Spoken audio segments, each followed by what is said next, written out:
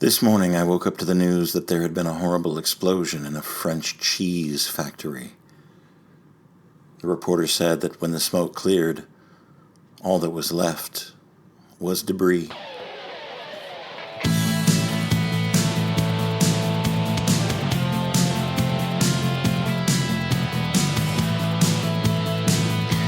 This is Across the Table, the podcast of Hannibal the Magician.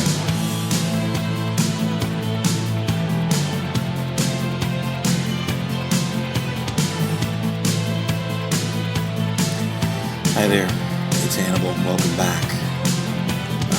To those of you listening for the first time, welcome. It is currently 2:15 a.m. on Friday morning, May the 1st. It is 48 days since self-isolation for the COVID-19 virus. I have spent the past nearly 50 days here in my lovely studio apartment, about 3 miles from the Magic Castle in Hollywood. And I have been through all the stages of the fun that is this. I am re-recording this particular podcast because I recorded one Sunday, this past Sunday, 4 days ago, and it was filled with a lot of righteous indignation and a lot of anger for the actions of a cast of people, really, and it felt bitter and it felt purging and it felt good to get the bitterness out, but I did not want to unleash that anger, that passionate indignation out into the world. I've been wrestling with it for the past 4 days, and there's the joy of doing these things alone, and that I self-edit and I self-judge, and normally the way these things work is I will record my words, my thoughts here at my desk, and I will clean up the sound, and I will add the music and the bumpers and the joke at the beginning. And I will not think about what I have said. I have notes of topics I want to cover and things I want to say. And I will send it out into the world without examining it, and I will wait a couple of days and then listen to it again. And I'm often surprised by what I find. I say what's on my mind to say. This time, this past Sunday, I believe that what I said was too harsh and unkind.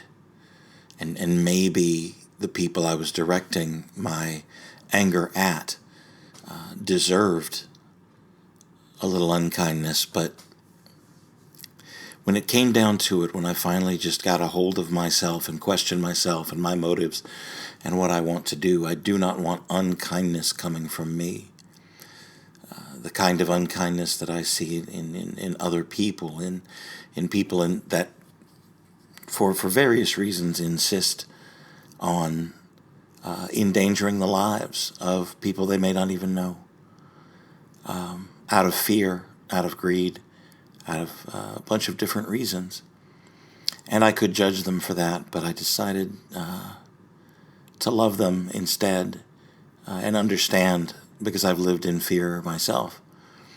The one thing that I am going to put back in that I took out is just a thought, just an observation, just a thing that in the hours that I have in solitude here to bring back up is if life got so bad for us here, if the economy does not rebound immediately in the way that some people think that it should, and livelihoods were in jeopardy, and someone felt that their only avenue of escape was to move north. Perhaps you have a friend or a loved one or a family member in Canada, and you decided I need to get out of this petri dish that is this city that I live in. And so you pack up your family and you take a few meager possessions and a few things, and you and you go to Canada and you try to cross the border, and the Canadian officials were to put your children into cages and send you back home. How would that shoe feel? Considering we've done very similar things to children trying to enter, escaping from broken lives, or families attempting to escape from destroyed lives, and running into walls, and running into hands up, and running into this is mine and not yours, and putting your children into cages. There's something broken in that attitude and in that viewpoint, to treat another human being like that. And I don't stand here and claim to have all the answers, because I don't. I do know that love is better than fear, and that compassion is better than arrogance.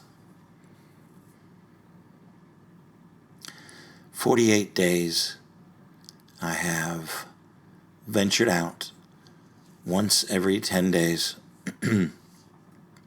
to buy groceries for myself, to take care of myself.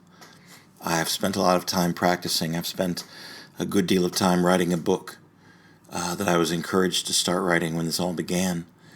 I have consulted with magicians and speakers who sought out my advice in a way for me to earn a little bit of money. I have wrestled with forms and customer service people from the state of California on the money that the government is giving to people, or grants, or food stamps, for that matter, for CalFresh, to be able to afford to eat.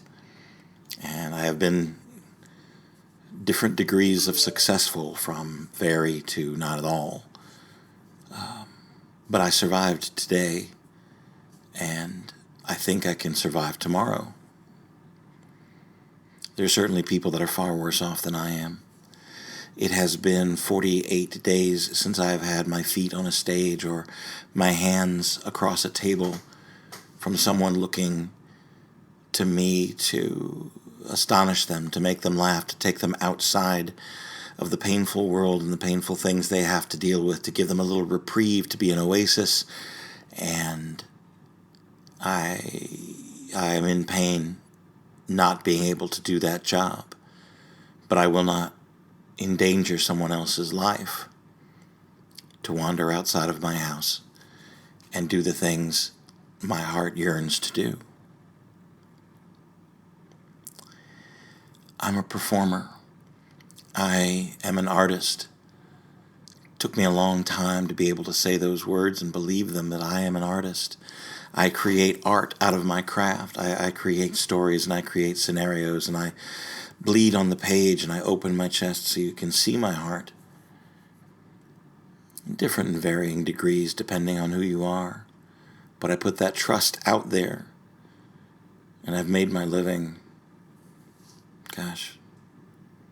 27 years doing just that, from working on the streets to bars to corporate work to the Magic Castle and the place where I ended up.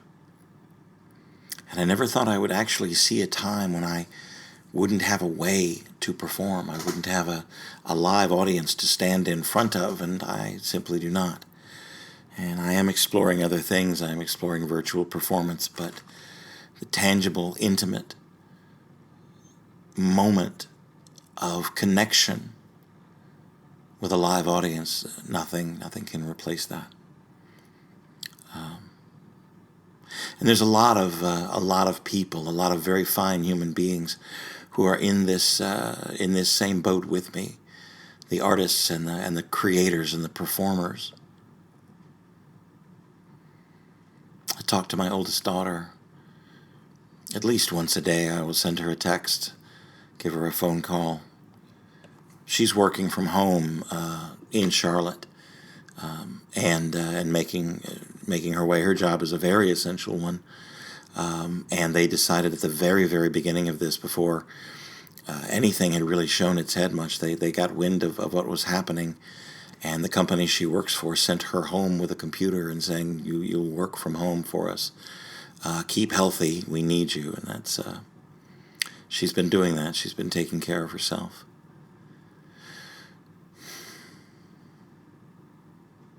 The other news is that my second oldest daughter, the one that is I've had the most friction with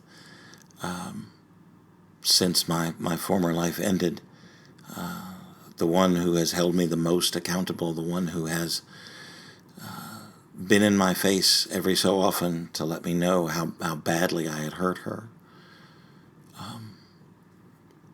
got in touch. And got in touch in a very hesitant but very open way. And there's an open conversation happening there now. And she's doing all right, and she's in a mostly safe place right now. She doesn't have to go out either, so she's also isolated and taking care of herself. I am terrified by the mindset of people who are ready to end this isolation before it is time, before everything is actually all right. And yes, it's scary sitting and doing nothing, but it is more dangerous to go out and try to resume normalcy. Normal has changed. Normal has changed. And I'm not going down that path with this conversation. My daughter is talking to me, and I cannot tell you how happy that makes me. How contented, how peaceful that pulls me in and helps me to deal with everything else that's going on in the world. I don't deserve that kindness. I don't deserve for her to give me another chance. I spoiled things. But she is talking. And maybe the rest will someday also. But I'm grateful for the gift of communication. I'm grateful for the gift that is put in my hands. I decided very near the beginning of this endurance test, I suppose, that I was going to be grateful that I have a roof to sleep under, and that that I had put a little bit aside to be able to live on, and I am scraping the bottom of that barrel, but I am living. I'm grateful for the gift. I'm grateful for this voice. I'm grateful for the mind I have that can weave the stories that I tell you.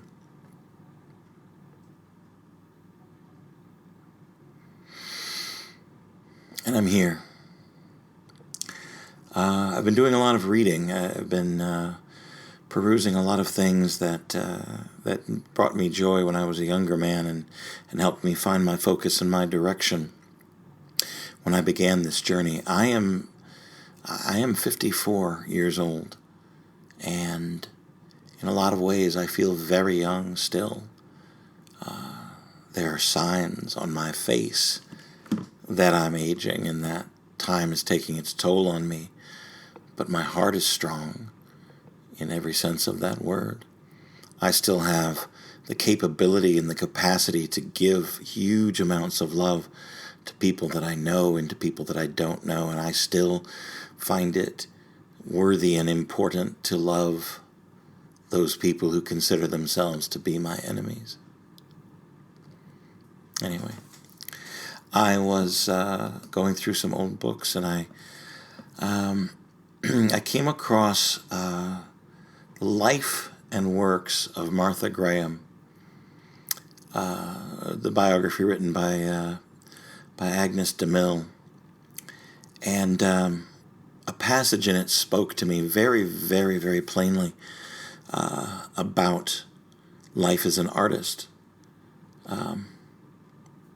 And I bookmarked it, and I wanted to put it here, and I wanted to read it over here, and I a couple of days after, because this is the way the world works.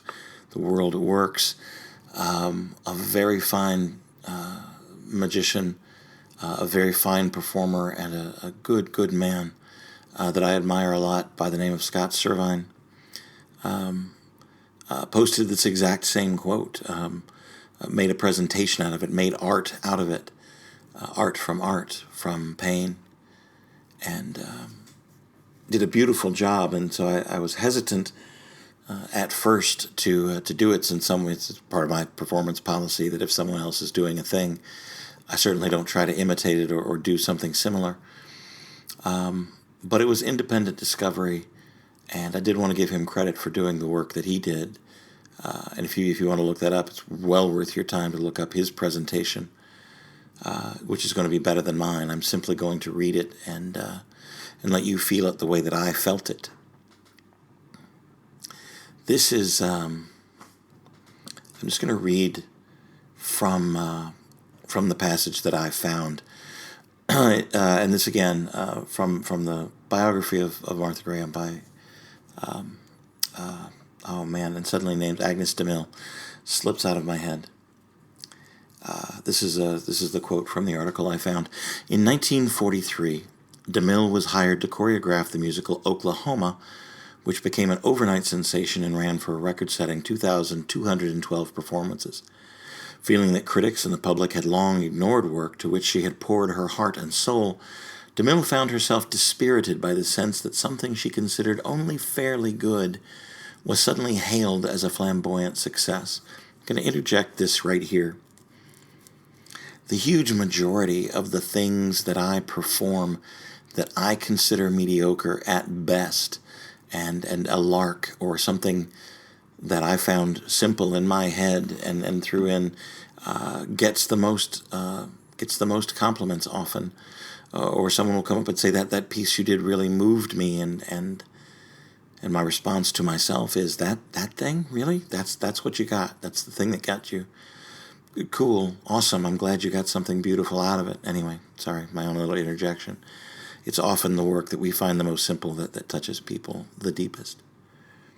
Back to the article. Shortly after the premiere, she met Martha Graham in a restaurant over a soda fountain for a conversation that put into perspective her gnawing grievance and offered what DeMille considered the greatest thing ever said to her. She recounts the exchange. I confessed that I had a burning desire to be excellent, but no faith that I could be. Martha said to me very quietly, there is a vitality, a life force, an energy, a quickening that is translated through you into action. And because there is only one of you in all of time, this expression is unique. And if you block it, it will never exist through any other medium, and it will be lost. The world will not have it. It is not your business to determine how good it is, nor how valuable, nor how it compares with any other expressions. It is your business to keep it yours clearly and directly, to keep the channel open. You do not even have to believe in yourself or your work. You have to keep yourself open and aware to the urges that motivate you. Keep the channel open. As for you, Agnes, you have so far used about 1/3 of your talent. But, I said, when I see my work, I take for granted what other people value in it. I see only its ineptitude, inorganic flaws and crudities. I am not pleased or satisfied. Martha replied, no artist is pleased. But then, I asked, is there no satisfaction? No satisfaction.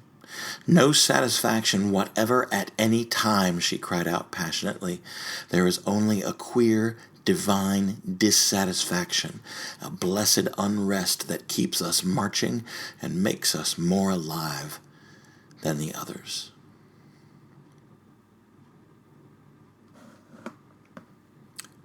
No satisfaction whatever at any time. There is only a queer divine dissatisfaction, a blessed unrest that keeps us marching and makes us more alive than the others. Find the gift that you have been given. Use the time to love, to exercise kindness, and above the other things, to make art. to make art as hard as you can with every bit that you have inside of you. And all of those things are beautiful. They are gifts for a reason. Make art. Make art if you never show it to anyone else. Create something. Create a noise. Make your own music. Dance your own dance. Express yourself. And if you have the good luck to be able to present that art to some other soul, and that other soul is moved by it, then you have changed the entire world. I'm very tired. But my journey is far from over. I hope there's love where you are. I may not know exactly where this road is taking me, but I know that I'm exactly right where I'm supposed to be. The journey is long, full of joy and pain, but as long as you're smiling, I'll stand in the rain. I've got nothing left to give other than love.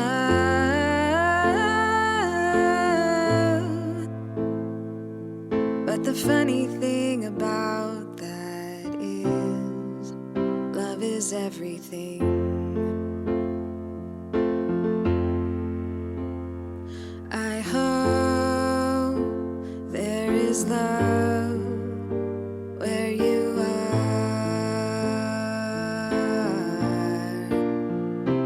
I hope there is love where you are.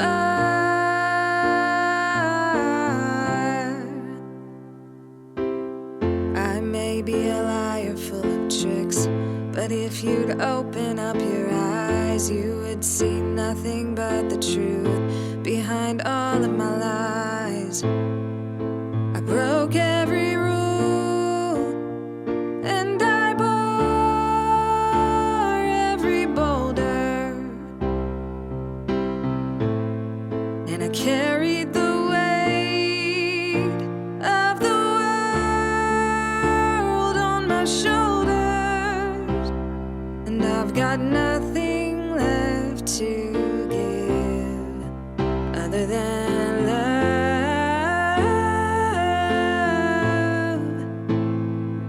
But the funny thing about that is, love is everything.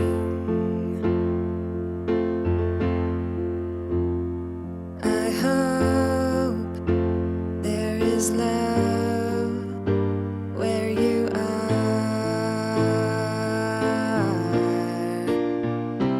I hope there is love where you are.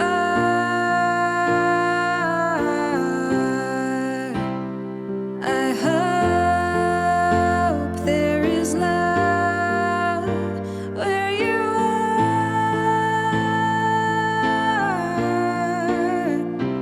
I hope there is love where you are.